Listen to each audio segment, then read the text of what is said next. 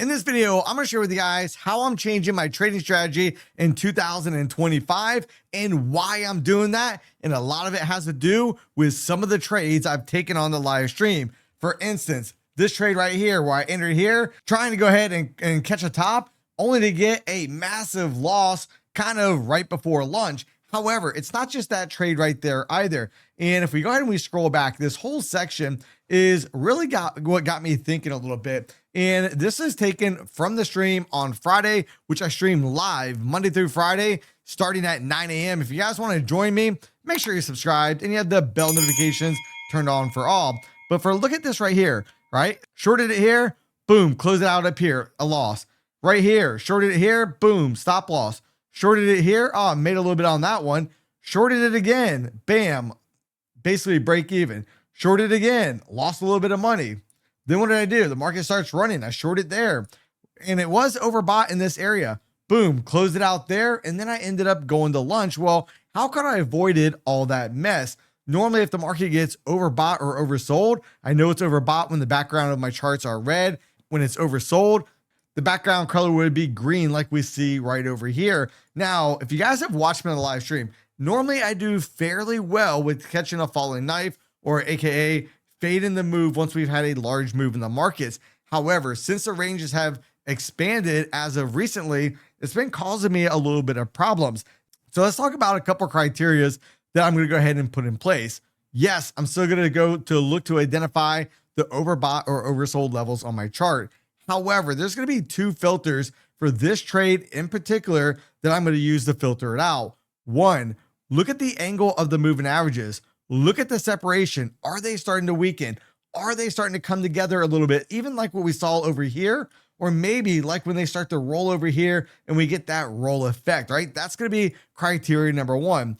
Criteria number two, if the moving averages are blue in color and we're going up, by no means am I going to try to catch a falling knife. I'll just let it keep running, because at some point, the moving averages are either going to turn white or they're going to go into a bearish setup, being magenta in color.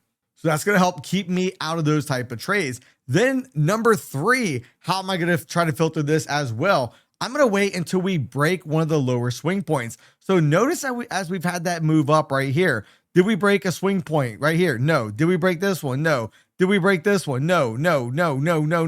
All the way up until right here we broke one. But when we broke that swing point right here, was it good for a little scalp? Yeah, you could have made a little bit there, but look at the distance between the moving averages.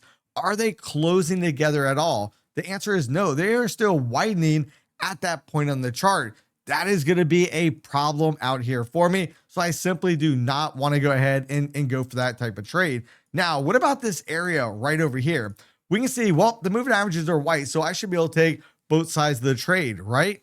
Wrong. If the previous color of the moving averages were blue, then I only want to be looking for buy side.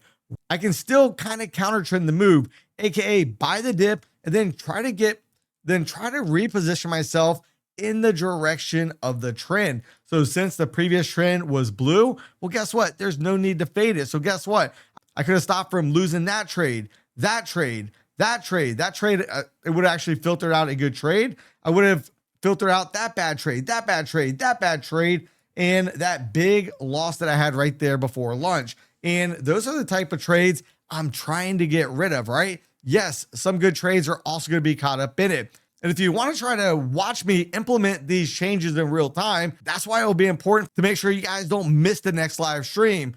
Also, if you guys want a way to support the channel at no additional cost for you, here are the prop firms that I'm currently trading with. Now, if you want a way to support the channel and you trade with prop firms like Apex, My Funded Futures, or even Take Profit Trader, use the links in the description box down below to get the best deals. Now, let's look at one other area on this chart, and it's going to be very similar. And you guys have seen me do this again and again, right? Catch a falling knife, try to inverse a big move in the market. And the rules I'm sharing with you are exactly the same.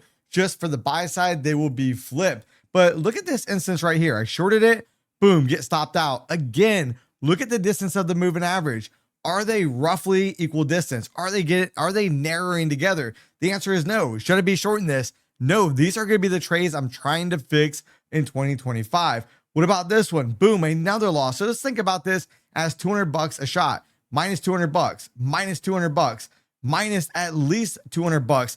This one actually moved my stop loss even further, it looks like, and I probably lost close to $300 on this move right here. So we'll just say $200, $400, $600, $700 I lost on those moves.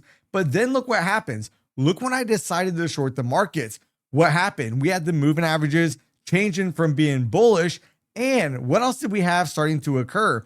Now we're finally starting to take out a swing point, and look at the move I actually got all the way up here from 609 down here to 587. I simply trailed it down until the market eventually stopped me out of that trade. Now that move, roughly, and just kind of ballparking it real quick, was good for about 22 points. So these are going to be the type of moves I want to capitalize on. I want to go ahead and get rid of all of this junk right here. And I think doing that in 2025 can have a huge impact on my trading results. Now, let me know in the comment section down below, do you guys think this is going to be good for me in 2025 or not?